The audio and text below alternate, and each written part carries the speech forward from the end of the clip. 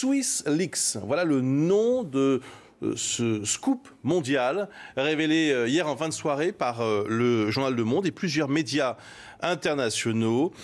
Scoop qui révèle une gigantesque affaire de fraude fiscale. C'est la face cachée du secret bancaire chez HSBC en Suisse. Et pour en parler avec nous ce matin, deux journalistes du Monde qui ont travaillé sur ces révélations. Anne Michel, bonjour. Et Alexandre Leschnay, bonjour. Vous êtes journaliste au Monde tous les deux. Vous faites partie de cette équipe de 6 journalistes qui a enquêté pendant plusieurs mois pour aboutir donc à ces révélations. De quoi s'agit-il précisément?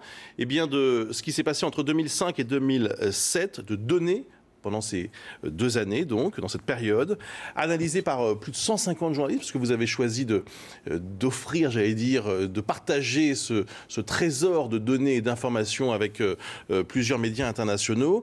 J'aimerais juste savoir comment vous avez travaillé, comment vous êtes tombé là-dessus. Je crois que Le Monde enquête depuis longtemps sur la filiale suisse d'HSBC. Anne. Oui. Alors l'enquête en fait, que nous publions aujourd'hui est le résultat de plusieurs mois d'investigations internationales qui ont été menées avec 160 journalistes de 40 médias dans plus de 50 pays. En fait, Gérard Davet et Fabrice Lhomme, deux journalistes du Monde, sont entrés en possession de fichiers de données bancaires mondiales portant sur la filiale suisse de la banque britannique HSBC et qui ont permis de mettre au jour un gigantesque système de fraude fiscale. Plus de 100 000 clients, 100 000 données bancaires, hein, c'est bien cela oui, alors que vous avez épluché. Oui, tout à fait. Alors c'était trop important, les données étaient trop massives pour qu'on les exploite seuls. Donc on a décidé en fait de travailler au niveau international avec d'autres médias et on est passé pour cela par un consortium américain de journalisme d'investigation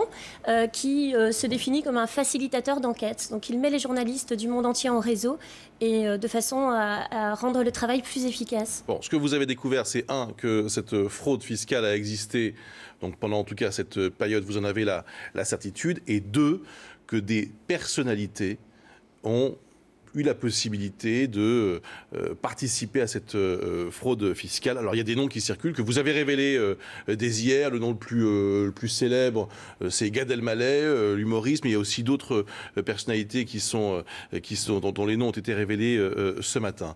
Claire. Alors, ce qui frappe, c'est effectivement l'ampleur de la fraude.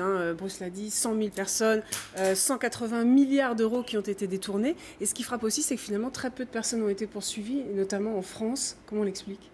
Alors, très peu de personnes. Je pense que l'administration fiscale qui a donc la compétence pour porter plainte pour des faits de fraude fiscale ou de blanchiment de fraude fiscale. L'administration fiscale a beaucoup travaillé depuis 2010, depuis qu'en fait un ancien salarié de la banque a apporté des fichiers qu'il a subtilisés à la banque, à l'administration fiscale. Exactement, Hervé Falciani. Et du coup, l'administration fiscale a travaillé et elle a enquêté sur 3000 noms français, donc issus de cette liste de 100 000 noms internationaux. Et parmi ces 3000 noms français, elle a effectué déjà, donc en 4 ans d'enquête, 2300 contrôles et porté plainte pour 100 cas, des cas de fraude dont elle a considéré qu'ils étaient très graves. Tout simplement. Oui, prescription. Ou alors parce qu'ils ont déclaré ou qu'ils ont fait amende honorable, ils ne sont pas poursuivis. Voilà. Alexandre, ce qui est intéressant aussi dans vos révélations, c'est de voir le profil de ces évadés fiscaux. C'est très large finalement. Alors il n'y a pas de, comme vous l'expliquez, il n'y a pas de technicien de surface, il n'y a pas d'ouvrier chez Renault a priori, mais les profils sont assez variés. Oui, quand on regarde les données et qu'on fait un peu un panorama des professions, c'est des médecins, c'est des avocats, il y a beaucoup de commerçants, des patrons d'entreprises.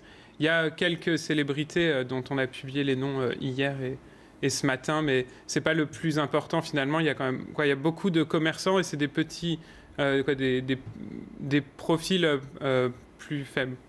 Vous citez, alors c'est pas un petit commerçant, lui c'est plutôt un empire de la coiffure, c'est Jacques Desange, pour des sommes. Il y a le roi du Maroc. Le roi de Jordanie, il y a des patrons, il y a un député aussi. Est-ce que, Alexandre, vous avez hésité à publier ces noms, ces identités que vous jetez comme ça en pâture aux médias ? On a travaillé sur plus de noms que ce qu'on a publié. On a effectivement fait des choix en fonction des réponses que les gens nous ont données au téléphone. On a essayé de joindre toutes les personnes qui sont citées et même plus que celles qu'on a citées. Et oui, il a fallu faire des choix. Après, ça a été une décision de groupe sur... Est-ce que c'est le premier acte de ces révélations, Anne ?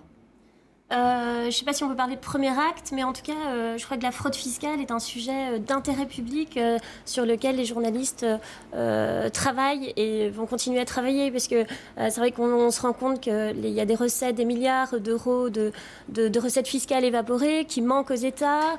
6 ans après la crise financière, les États sont dans une situation financièrement extrêmement tendue, et en plus, les particuliers, enfin les classes moyennes, subissent une pression fiscale accrue. Donc voilà, je crois que ce sujet... Tous ceux qui nous regardent ce matin et qui se préparent à payer leur premier tiers provisionnel doivent être ravis. Pardon de démarrer la semaine comme ça pour vous, mais en tout cas, il fallait absolument qu'on vous parle de ces révélations, de ce SwissLeaks. Alors pour ceux qui se demandent pourquoi SwissLeaks, Swiss, donc voilà, parce que ça vient de Suisse, et Leaks, c'est une allusion à Wikileaks, évidemment, qui a été un autre scandale de ces dernières années. Merci beaucoup à tous les deux. Le Monde en kiosque, évidemment, en fin de matinée, en début d'après-midi plus précisément à Paris, avec toutes les révélations concernant ce système international de fraude fiscale. Le Temps.